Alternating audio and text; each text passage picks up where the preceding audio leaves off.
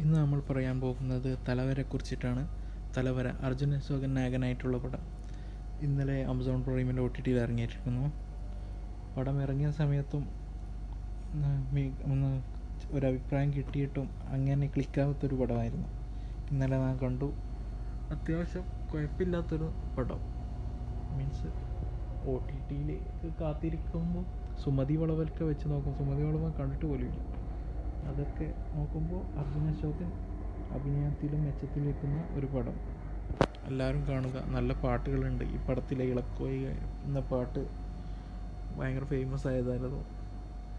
പടത്തിൽ തന്നെ നടിയും നല്ല അഭിനയമായിരുന്നു. മൊത്തത്തിൽ ഒരു നല്ല ലവ് സ്റ്റോറി, ഇമോഷണൽ ഡ്രാമ, എല്ലാം ഫ്രണ്ട്ഷിപ്പ് എല്ലാം കൂടിയിട്ടുള്ളൊരു പടമാണ്.